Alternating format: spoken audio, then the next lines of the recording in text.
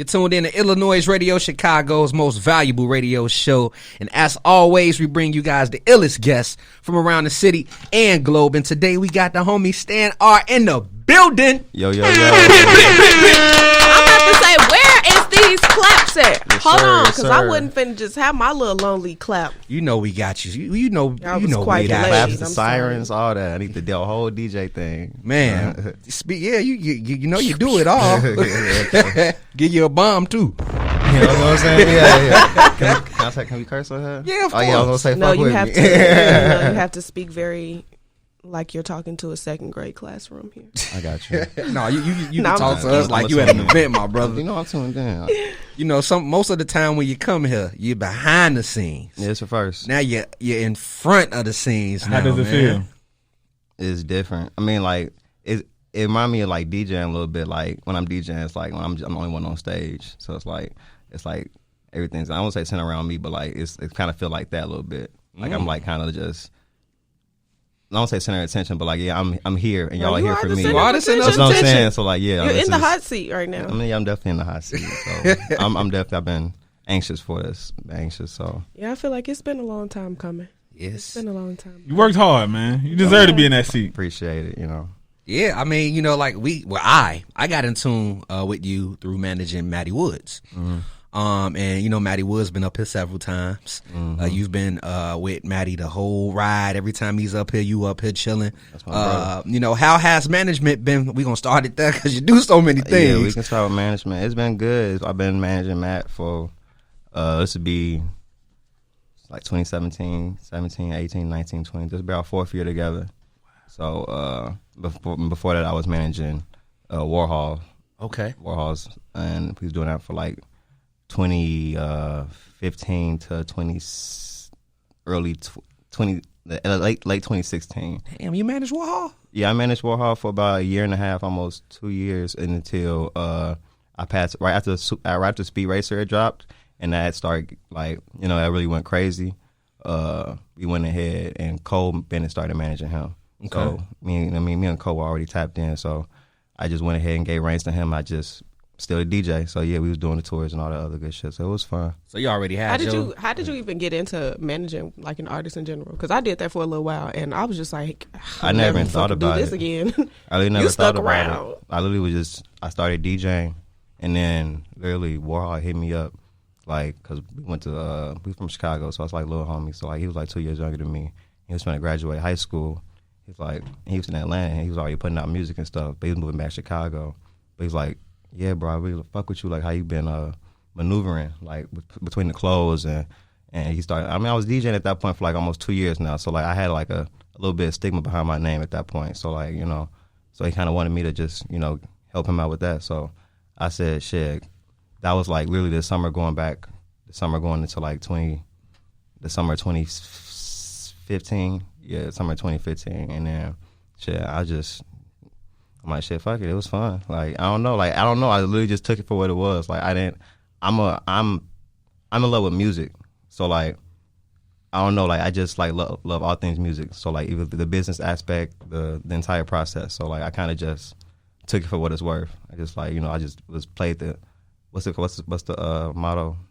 Play, you dealt the hand you played or something. Oh, that's the hand you playing with? Yeah, Man, so you I good just- with cars too, play as the we hand? see. You Yeah, good so with I playing just- your hand. You just, you know, it's opportunity, so why not? Because, you know, Warhol, his career, you know, took off around Yeah, that right, time totally. you was managing him. Yes, sir. You with Matty Woods. Matty Woods' career is taking off. And it's a beautiful sight to see like to be there from like the very beginning, and it's actually watch the growth. Like literally, it's a beautiful sight to see. So like just being involved in that process, it's like just made me in love. But just doing that, being behind the scenes, and just making sure everything is where it needs to be. So, No, go ahead, sis. Go ahead. So being a manager and a DJ, like, what's one thing you've learned about the music business that you would tell to any artist, like, coming up, like, anybody you meet? Like, what's one thing you feel like every artist should know just from being on the back end of music? Making music is the easiest part of the whole process. I'm gonna just leave it there because that's always the easiest part. Marketing it, putting out there, getting the target audience, getting motherfuckers to actually care about it. Videos, getting content, putting out the right content, figuring out when to put out the right content, who to put it out with, and building a team behind that. That's the hardest part. Making music is the easiest part. So if you can just make good music, that's you're ahead of yourself already. So a lot of people just struggle with that alone. They try to focus, just making good music. So like you can't make good music and you try to work on. I see a lot of artists like they put in so much marketing, put in so much, you know what I'm saying, so much content behind their music, but and like it still sucks. But the music isn't good. Yeah. But look, I always say I appreciate the effort, literally. But shit, the music got to be good. You should an honest manager. Like that's one thing I am. Yes, I'm not no yes man. And people sometimes call me an asshole, but I'm very transparent. Like I don't say I don't care, but I'd rather be honest and be truthful than just let shit just ride. Like, you know, let you feel good about whatever you're doing, because that might make you feel good right now, but at the end of the day, that's gonna hurt you. Yeah, and as a manager, you're supposed to be able to discern. Like, I know you like the way that make you feel, but as a friend, this is not. Yeah, and as a friend, as a friend, I'm like trying to manage this situation. And that's the thing either too. Like, if anybody think about managing somebody, you have to be a fan of it. You got to be a fan before anything. Mm-hmm. Like, I was a fan of Matty before I was even his friend. Really, I was a fan of. I mean, I knew Z, but like I was really a fan of Matt. Like damn, bro, that nigga hard. You know what I'm saying? And it just kind of just worked itself out. Man, bro, I ain't gonna lie, you and Matty like so similar in like personalities. I thought y'all was like brothers or cousins or something. Like, that's my brother. Like that's twin them. Twin them. That's twin them. Like, that's my brother. How was it the first time sitting down with him and being like, how did you meet Matty? So I got pray for me tattoo right here. That's my brother. My nigga Zay. But Zay, he's from St. Louis. He was my roommate back in college. I graduated college at University of Missouri 2018. Shouts out. Congratulations. You know what I'm saying? MIZ. You know what I'm saying? Shout out to them. But I was that was my roommate, my homie Zaytoven, for like literally my sophomore to my senior year. So I was tapped in with him, and then Zay, he from St. Louis, and Matt from St. Louis, and they went to high school together. So Matt was back in St. Louis, and like, you know, that's his homie. So like, eventually we made a trip down to St. Louis. So you know what I'm saying? I want to see how my nigga Zay was living and shit.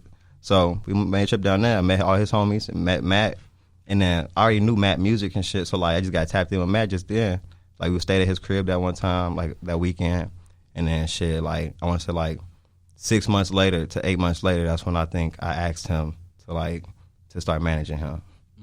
Cause I know he needed. I provide structure, you know. I know he needed structure. He needed like a little bit of. Like I said, he had good music. It's good music, but it's just about how you putting it out. You know what I'm saying? Your image, or just your overall image, social media presence, distribution, what's it called? PR, publishing. You know what I'm saying? Like, you got to actually take care of the business side of it. So that's like, again, where I stepped in at. Damn. How did you learn all this shit? Bro, that's what I was about to say. I didn't go to, like I said, I literally just love music, bro. I literally just observe.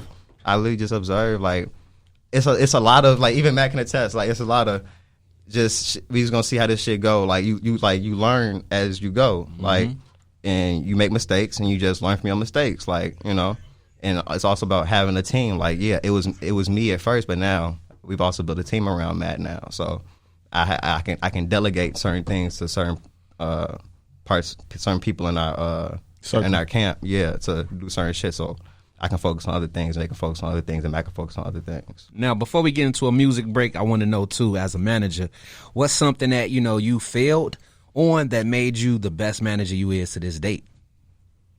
Oh, something I failed on. Yeah, something that obstacle that hit during your managing career. You was like, damn, I can't do that no more. I gotta make sure I make things better.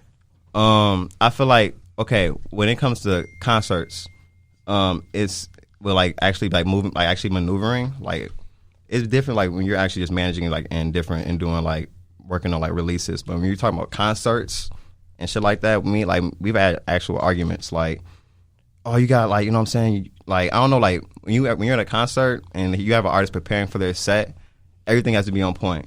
So, like, that's sometimes where I fuck up at. Like, you know, certain things are when they need to be. I'm asking him too many questions about the set list that we should already that's already established. You know what I'm saying? Like, it's like little shit like that, but it's mainly just in the moment things. But mainly, I definitely have lost the ball a couple times when I was during concert times. But, you know, I believe you live and you learn. But that's why I said, like, the entire 20 19, we were traveling, literally shows and everything. So I literally just learned from then and there. You like I said, you learn from your mistakes, my Yeah, brother, for and sure. you done pushed two. You done work with two dope ass artists, and they both done have been doing some amazing things. So I salute you on the management, man. For sure. I appreciate you. Yo, what's up? It's your girl, Pretty Right, and you just tuned back into another episode of iLLANOiZE Radio. You watching my face on YouTube, and you already know what I'm about to say. What you about to say? What you about You to want say? to know what I'm about to say? What you about to say? Download that iLLANOiZE Radio app. Cause why haven't you done it? You come here week after week, every Saturday, to watch the new episodes that we upload, and you ain't put that damn app on your phone. Why is you tweaking? Why is you tweaking like that? But it's cool. Next time I see you gonna have that app, or we gonna have a problem. We sitting here with my boy, my good friend, Stan R, DJ Stain. Yes, sir. I don't know what to call him at this point. It's a man of many names. Man, like okay. The man of many trades. Many hats. trades, A man many- that wears many hats. No cap. Many hats, So, no cap. I want to know. Okay, so we talked about a bit of you doing like your management. We talked about you DJing a little bit. We kind of, but not really scratched on fashion just yet. So like, I want to know like what came first for you. Was it the music or was it the fashion? It was the fashion. I didn't start DJing until my senior year in high school / freshman year in college. I've been into fashion like until I can afford it. But I always been into fashion. But like, I didn't really get into fashion like until like my sophomore year in high school. Damn, I thought you just jumped into fashion. No, it was a slow ride up. Like you know, I couldn't afford the shit I wanted, but that didn't mean I didn't know what I wanted. Like, I just had to do the research. Like it was around the time that Kanye was doing his first LV collab. Like Jeremy Scott's was doing all that shit. Like yeah, like even the Cool Grey 11s came. Like it was just like a lot of hot. Like a lot of hot shit that just was coming up, but you just had to afford it. And shit, my parents wasn't finna buy that shit, so I was working. So look, I started getting my bread up and started getting that shit, and I started really getting into that shit. And then by like my sophomore year, I had my first brand, and like my junior year, I was in another brand. So I've been in like. So wait, okay. So what was your first brand? Because I think I know, but I guess I don't. My very first brand was a brand called. You remember? It was. I don't remember the. It was called. Look, don't judge me. It was called like Ham or some shit. But it was like it was an Right, it was an acronym. But like yeah, but it was after that it was like Fine Living, and that was shout out Rico, only good brand. Me and Rico and Rachel. My god brother Felton, we had that brand for about 2 to 3 years, and then I transitioned to Well Off, and I had that brand with the Trap House hats that went viral, and I was doing that for about another year, and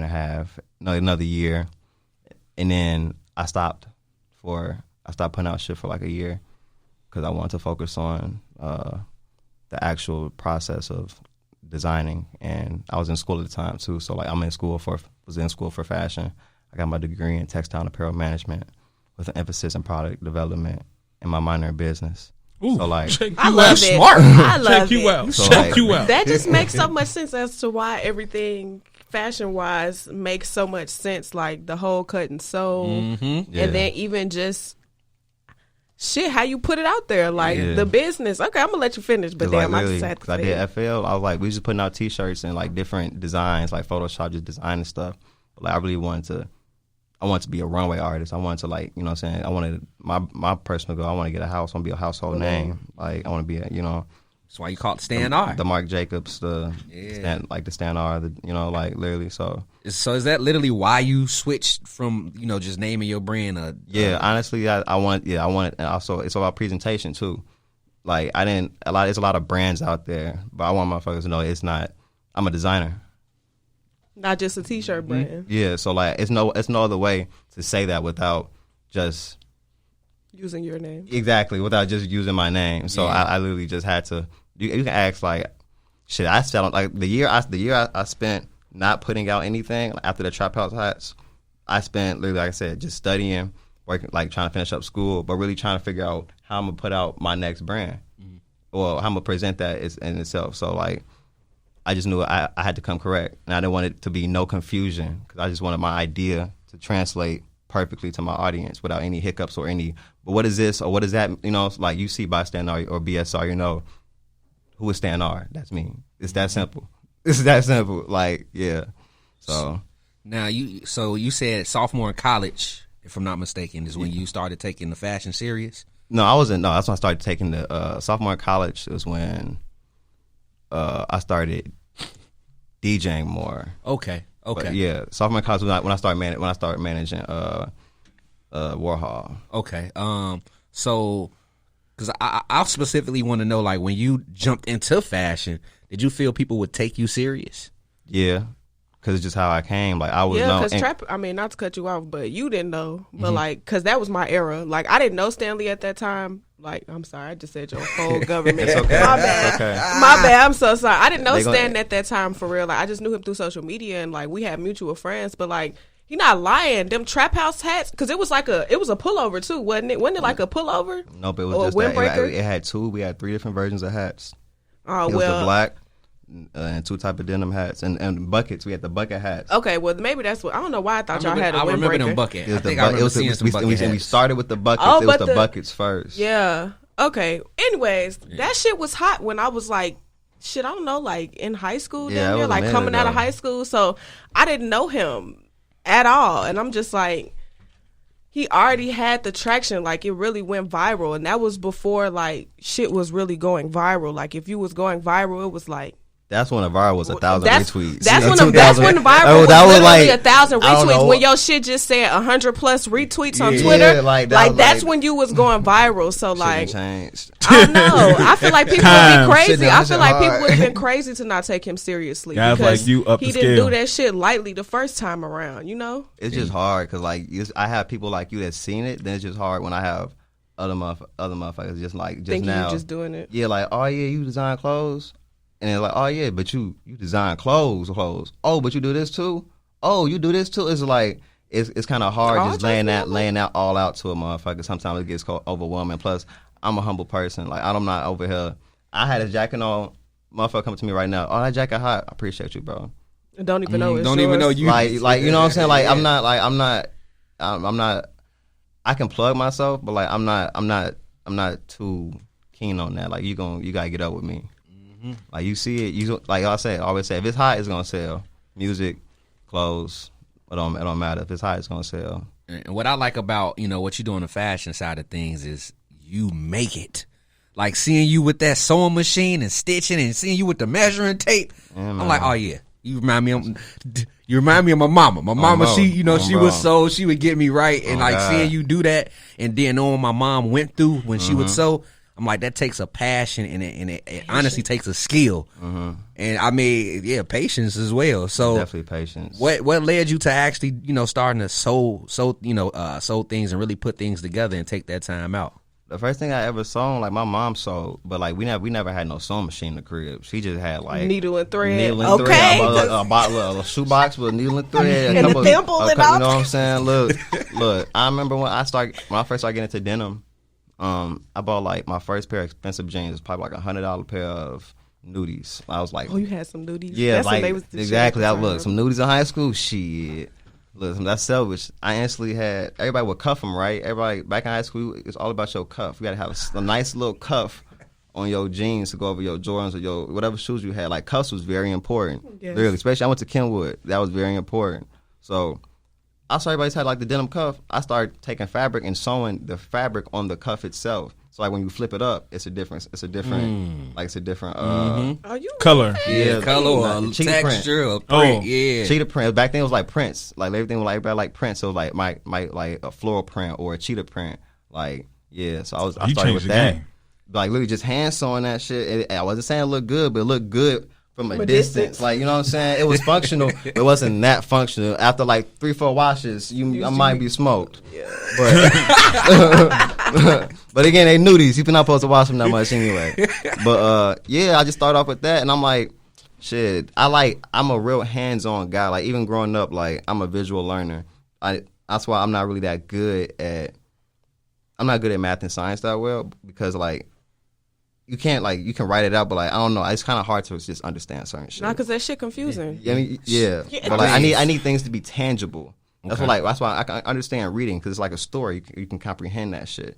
I can understand that it's more tangible than certain shit like that. So, like, I just needed to work with my hands. I grew up working with building Legos, and I was like, literally. So I'm like, I can be a builder or some shit. Like, I don't know. Like, I'm just like, I always knew I wanted to work with my hands, and I feel like that it just happened. Like, sure, you talking about you ain't a scientist. I think it comes down to a science. It comes down to a science, but I'm not no science. It is a math and a science. I call myself a surgeon. He got his own science. I like that. I call myself a surgeon. I like that. Like, the way I be manipulating that fabric, the way I should be looking with them stitches, I'm a surgeon. I like that. The way you manipulated that jacket you did, that Kobe jacket. Oh, my boy. Shout out my boy Trayvon. Bruh, did you took the quilt off the bed? Like, did you turned it into a coat? My man's make the designs.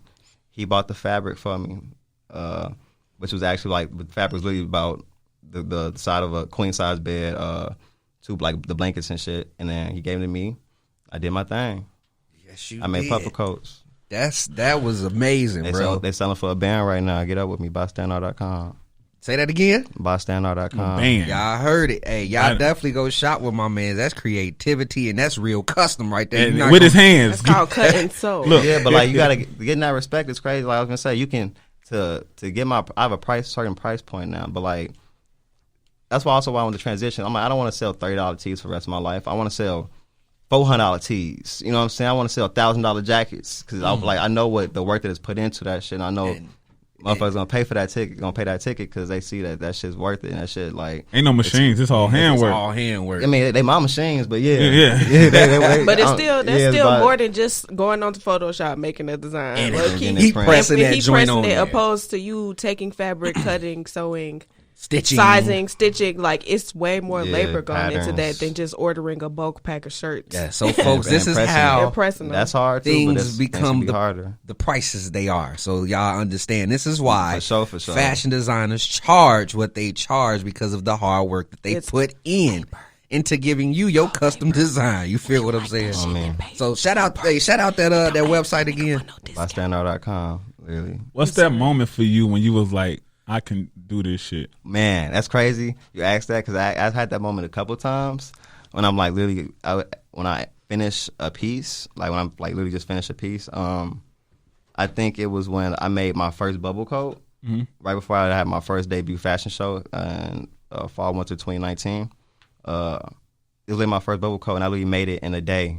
because I don't know, like when I'm like into it, like, I don't know, like when I'm like, I was mad at my girlfriend, and like we was into it, and like I'm like, I don't want to see you for the rest of the day, but she was staying with me at the time, so I was literally in my office, like literally just working on that bubble coat the entire day, and I made that shit, and it fit great, it looked great, and I was just like, damn, I did this shit in like a day. Imagine what I could do. Like it just really just put things in perspective for me. She should make you mad more often. I mean, no, we're not together. Look, it was from, I don't want to see you for the rest of the day to I don't want to see you in my life. Yeah, that's my influenced the whole you did. Yeah, that's my ex now. But you know what I'm saying? There's certain shit.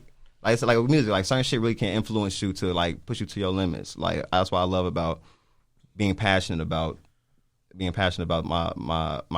my careers, you know, fashion, music, whatever, like, because, like, even my friendship with Maddie influences how I manage him, because, like, you know what I'm saying, like, it all kind of breaks down to, like, really the person. That's why I also named the brand BuyStandR, because I want people to understand it's a reflection of me, like, yeah, it's just that. Welcome to iLLANOiZE Radio. It's the one and only Illinois Jones. You feel me? The dopest thing to hit the street since crack cocaine. Since coke. And right now, you know what I mean? Y'all know what y'all need to do. And if y'all ain't do it already, go download that app.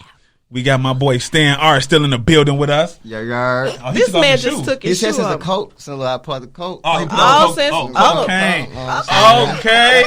Hey, you gonna smoke? You gonna smoke? You gonna roll? You gonna roll? Just don't step on them all white G Fazos. You hear me? Well, them bitches been sitting on ice for the last month. It's been snowing too much. I bring them out for the interview. I wanted to ask this question because when you was talking about, you know, when you was running down your school and your degree and what you majored and minored and what you minored in, and looking at, you know, from fashion to DJing to managing music, you know what I mean, cutting cloths and really designing clothes kind of can go with all three of those, and how you managing, how you DJing.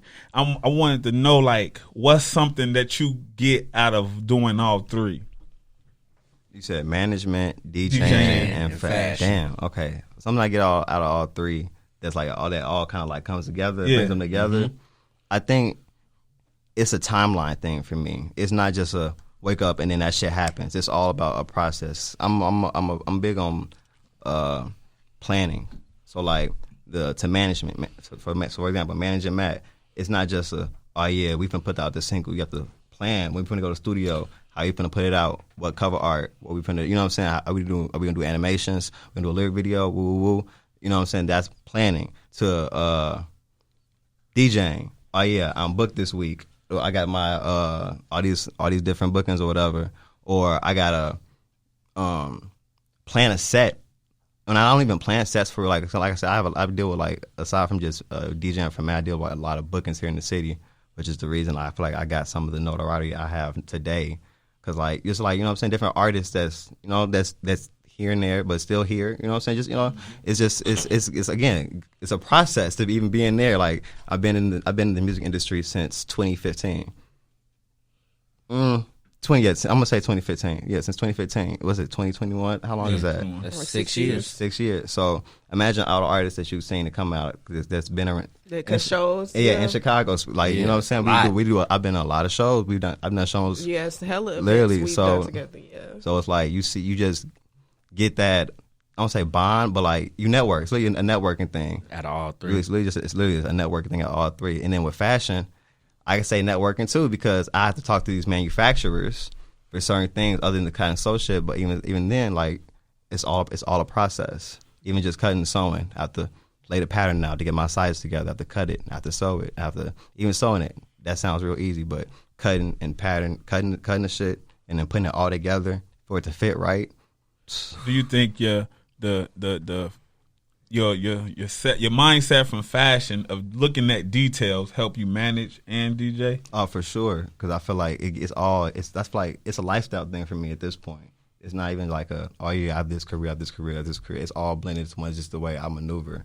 Because like that's why I said I'm Stan R. Literally, at the end of the day, I'm Stan. I might be DJ Stan, but I might be the management. But at the end of the day, I'm Stan, and that's just I'm Stan across all platforms. Literally, from the DJing to the management to the fashion to, you know, anything else I want to invest in later on in life. I'm still going to be me. So it's like I have to put myself in every single one of those situations and environments and circumstances for everything to come out the way I want it to be.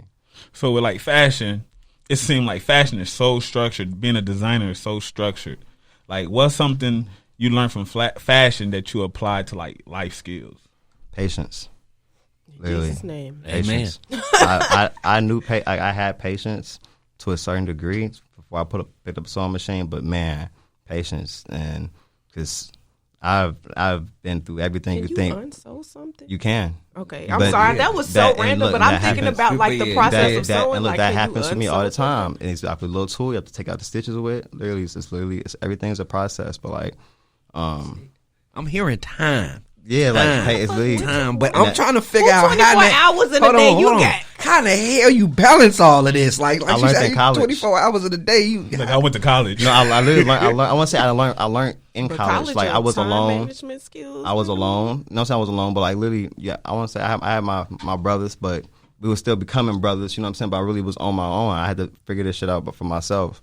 So it came down to critical thinking. Would you say it's discipline more than anything? Mm-hmm.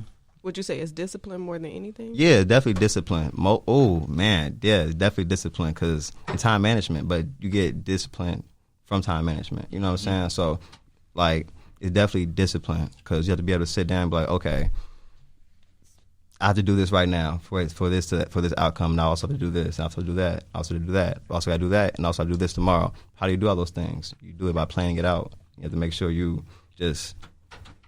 I really carry around a calendar. That's all I know. Your really, planner. Really, and shout out my boy Porter. But like when he put me on, he said like, bro, you gotta get a planner because like, I used to just do everything in my notes on my phone. Like my notes is crazy, but like Putting it on paper? Putting it on paper, because I used to do poetry, so I used to be big. What? I know, right? Wow. Pretty right just looked at you. We got something in common. Now let me find out, because you never told me that. It's not something I always. That's how I got into music. Wow. I went from poetry to rapping for a little minute. Then one day, my producer / engineer was like mixing one of my songs, and he did it in virtual DJ. And I'm like, damn, what's that? He's like, it's this like little program you got to download. Like, it's really just like a little DJing app.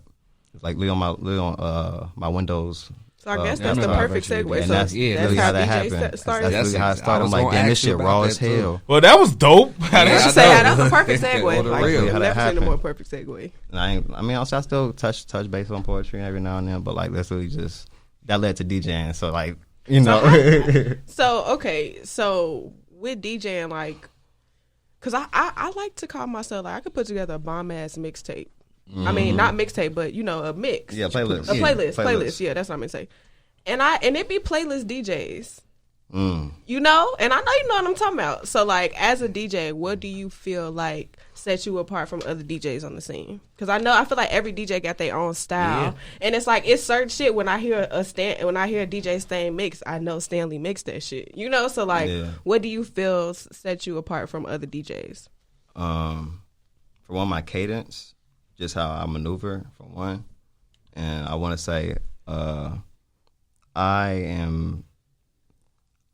feel like I'm really good. I pride myself on crowd control as a DJ. I always say that as anybody comes to me, like, what's one thing important about DJing? I always say, I pride myself on crowd control. That's how I got a lot of people to fuck with me in real time. Like, oh yeah, I'm spinning this event. Oh bro, that shit hot. Let me follow you. That's how you people fuck with you in real time. So like, I feel like just my ability to do that, and I don't know, like, I feel like it really come down to like, what was the question? Yeah, it was a tragedy. Sorry. I was saying, like, what do you feel like helps you stand apart from other DJs in the city? Oh yeah, I'm raw as hell. Facts. Yeah, I'm just like, and it's like it's about how, like I said, about how motherfuckers maneuver, bro. So you gotta come correct, especially in Chicago. It's about, it don't matter how raw. I like how you said crowd control, because I've worked with, you know, doing different shows and different events. Like, I've worked with DJs that do not have crowd control. And I remember the first time hosting with Stan, and like, he literally grabbed the mic from me and was like, "Hey, y'all finna turn up." Like, he said something, because I was so like, I wasn't hosting with Jones either, so I'm like, hi. And that's what DJ's for. Right. It's more than, that's the thing. And I learned this from my big homie Mike P. Literally, it's you have to be an entertainer. Mm-hmm. It's more than just, it's like a brand. Like, I'm more than just a DJ. I'm the brand of DJ Stan itself. So like, when you come, when you hear that tag, and you see me pull up with my shit, you know you finna have a good time. You know you finna hear some shit that them transitions finna be crazy. You know what I'm saying? You know you know what to expect.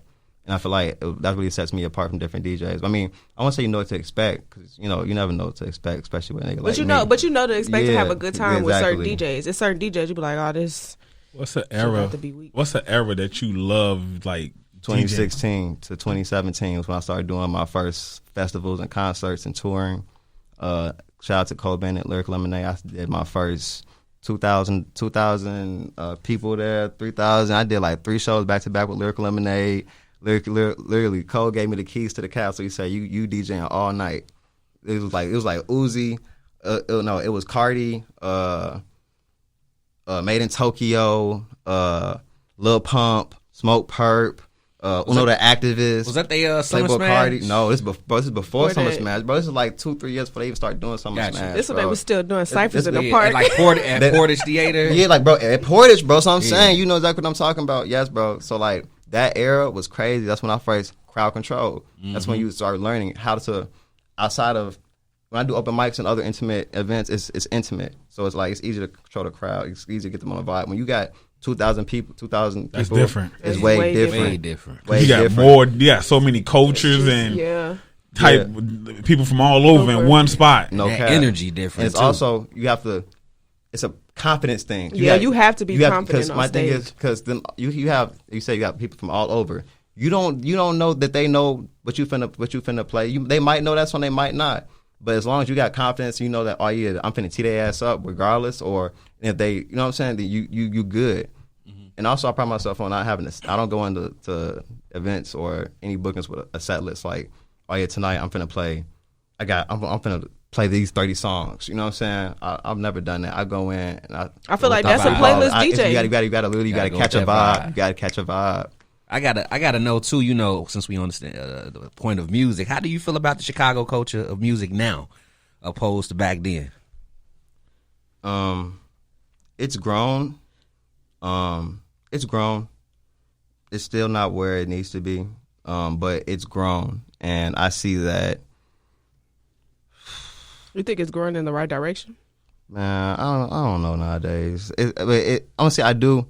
But it's so hard because, for one, it's COVID right now. Mm-hmm. So imagine for the last year and about a year, maybe a little bit more than a year, there hasn't really been any shows. So in Chicago, the underground scene, the underground scene is really grown and fed through those shows. So not having any shows is kind of hard to see who's really doing what, who's coming correct.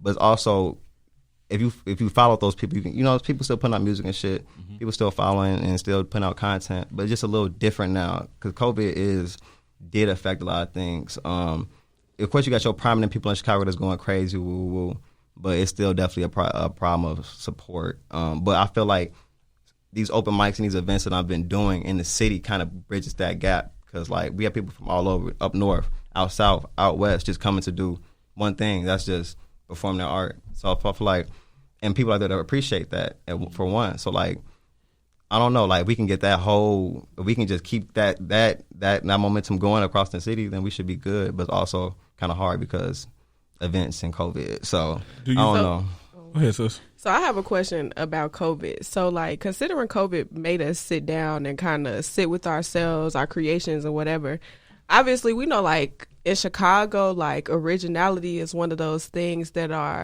it's kind of hard, so like how do you kind of feel about originality on the fashion sense, how it translates into music? Like I just originality because I mean like when I look at something by Stan Arts, like I know this is a Stan Art design. It's no questions, it's no debates. You have made like certain things signature to you, like the butterfly. That was excuse me, I'm so sorry. The dragonfly. He made sure he paused you right there. Cause I'm be quiet, but the dragonfly, that was so key in your first fashion show. That's how you kind of coined yourself off that. So like seeing how that, even like me just mixing up butterfly, like seeing how that happens, like that's okay. People do it all the time. I just gotta correct them because I like to. It's a lot of butterflies and. I only see little dragonflies out here. So what made you choose a dragonfly? Dragonfly represents change and evolution. So I always see myself evolving. So seeing how I became from FL, finally living to well off. I took that year off, I told you, to transition to bystander. That was me creating the dragonfly. So like it's a reflection of me.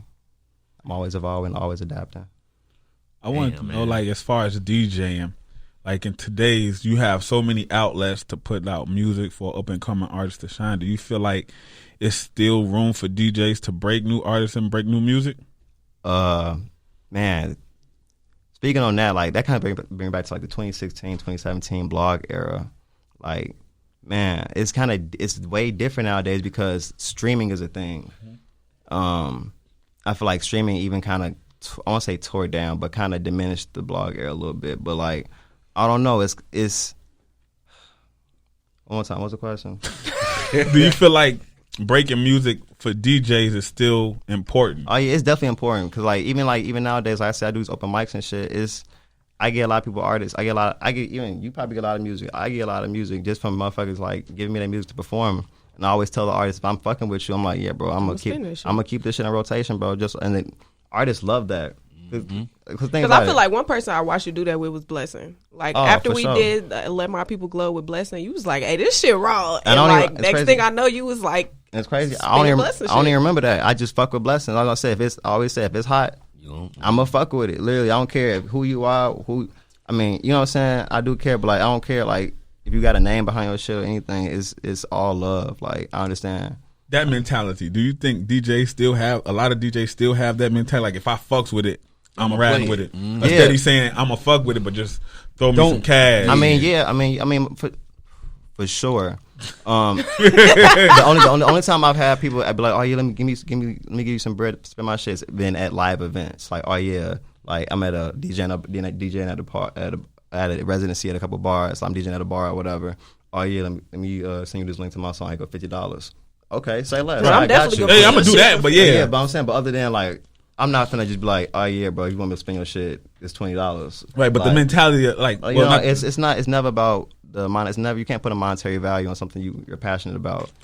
Big fact. Do you feel like more DJs? I feel like what Jones is trying to say is, do you feel like more DJs are just clout chasing these days, or do you feel like it's DJs that's really picking, like playing music based off the quality of it, and to break like records? You see some dope shit, you fuck with it, yeah. But I feel like some people, like how you just said, like I don't care if you got a name behind you or not. A song could be raw as hell, but some DJs will not play it if you don't have no clout, if you don't have a certain level of clout behind it. That shit weak because you playing a song for all of probably 30 seconds, 50 seconds. It's not gonna hurt nobody. If you're a good DJ, you can make it blend good until the next song. So it's just like, it just shows you what kind of DJ you are. Noted. Clip, retweet. Right, okay, retweet. But I'm just saying, like, that's why I just said it's all about how you maneuver, how you come. Like, even that mentality. I don't know. I'm not really clicked up with that too many DJs out here. I fuck with probably 5 on top of my head. And is that like, everything? Everybody else is just like, I don't be saying. I don't know. Like.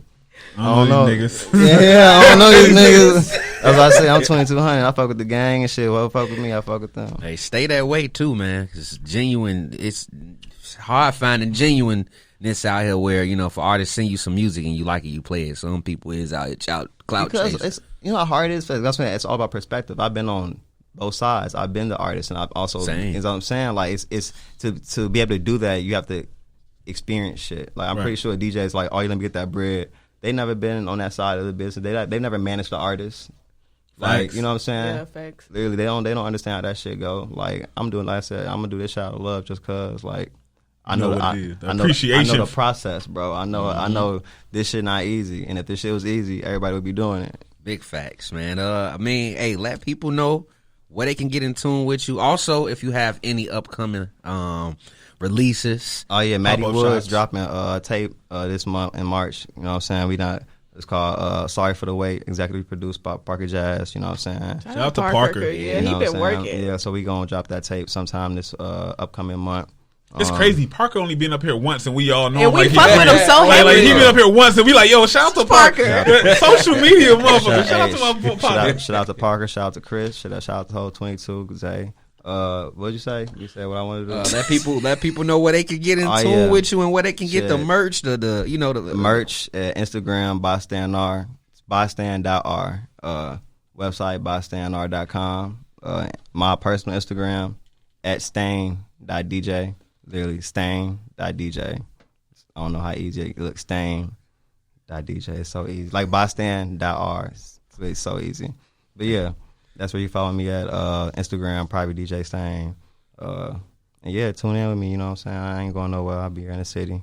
Need some merch, get at me. Need me DJ event, shit, get at me. On the real, you need a Matty Woods feature? Get at me, shit. That little ticket, but shit, if you want it, you can get it. On God. Get it while it's a little ticket instead of your big ticket. Okay. You hear me? Shit, it's big now, but it's gonna get bigger. You got taxes, you got loans, you got all this money curling around. They can afford it. All right, it's pandemic, baby. Real. Hey, we appreciate you sliding. Some of these packages coming around. Most definitely, we appreciate you sliding, man. I want to get this on camera. Oh, I got them up. Gifts. Hey, I got like socks. You feel donations. Me? Hey, I got black. I love black socks. I can wear these 4 times. You want black or white? Yeah. White. You want white? Hey, look. I'll take the black. You want black? Yeah, I'll take the black. Look, I can rock some black socks. You know what I mean? You I like socks there you too. go. My pops always told me a man always need a pair of socks when he go to a woman's house. Walk by faith, not by socks and drawers. Socks and the toothbrush. That's what he said. Socks and toothbrush. Okay. Socks, drawers, socks and toothbrush. That's all the man needs for his night. He didn't say drawers. Draws said socks and a toothbrush. And I'm okay that he said a toothbrush and not draws. Honestly, I'm gonna say hygiene is way more important than draws. As long as your balls is clean, the draws don't matter. So yeah, you can hop in the shower with that crib. Can I say something real quick? Go ahead. It took me. I'm managing Matt since 4 years. We just hit 10K followers on Instagram, but we've hit millions of streams out for years now. But like I said, it's all about the journey. To see that grow and like, you know what I'm saying, from 1,000 to 10,000, it's a beautiful sight to see. Organically. Shout out Matty Woods. Like, man, all that shit. A lot of shit. A lot of shit. You did a lot of shit, man. That's what I said. It's all about the process. You got to enjoy it. You got to enjoy the journey while you still on it. Facts, y'all definitely got a lot more journey coming y'all way, man. Appreciate y'all. Definitely man. got success on the way. The clothes, look, I'm loving the hoodie you got on right now. That's dope. This Zaytoven. I said my homie pray for me. My homie Zaytoven. You know what I'm saying? Whyprayforme.com. I told you, that's how I met Matt, my roommate. Yeah, but he a fashion designer too. So that's why I said. That's a dope way to show love. Yeah, it is. Yeah, but literally, I got put my shit on his shit. Hey, mismatch designers. Mismatch designer. Look, this shit. And you gotta keep on that. That's mismatch designer. Look, bro. You know, shout out. We in the shot too. And he from St. Louis too, so he really used to be showing love. Oh, okay, hell yeah, yeah, bro. So tap in. Tap in. We gotta get him up everywhere. Yeah, he next. No cap. I bring him up here. Definitely. And Kobe gonna be over by that time too. Bro, he be doing Smino shit too. So, with that being said, y'all, we appreciate everybody tuning in to us every Saturday from 4 to 6. Yeah. Of course, I'm your boy Biko. You can follow me at official Biko. That's official. B as in boy. EKOE. Download that iLLANOiZE app. Take us with you wherever you go. And Pretty Ride, what's to it? What's up, y'all? I'll do your drop when we play the music. Okay, bet. That makes more sense. It's your girl, Pretty Riot. Make sure you follow me on Instagram at Pretty Riot. My Twitter's _Pretty Riot. I feel like I've been capping a lot more on Twitter, so get used to that. I've low-key been Twitter capping. You have. And honestly, but what's so crazy is, like, if you've been following me on Twitter for a long time, you know that Twitter cap not new to me. Well, it's new to me. I calmed down. Because I ain't never been on there. Yeah, I'm really true to this, not new to this. So follow me on Twitter at _Pretty Riot. Blow up the girl who will not give me my goddamn at name without the fucking underscore. Man. I'm dropping shit real soon. But that's all I'm gonna say is I'm dropping shit real soon. Ooh, Jones. I like that. What Jones? Yo, what's good? It's iLLANOiZE Jones. You can follow me on Instagram. Look at this little finger. Jones trying to be like me so bad. I know, right? And let me Say, stop it. Put it down. I was just watching her for like 30 seconds. I'm sure. Hey, look. You hear me? Look. Follow me on Instagram and Twitter at iLLANOiZE Jones 88. You know what I mean? I don't like y'all that much. Y'all my Facebook, Snapchat. But it's all love, though. If y'all want to hear my voice, y'all can download that iLLANOiZE app. Or y'all can just go to the website, iLLANOiZE.co, and go to radio. And you can hear my voice 24/7. You can even watch old reruns of Homer Drill if you really want to see my face. Ladies. That's for y'all. You hear me? Oh, brother. But look, it feel good outside. The snow is melting. The haters evaporating. Look, party hard, but party safe. And if you can't do both, stay your ass in the house.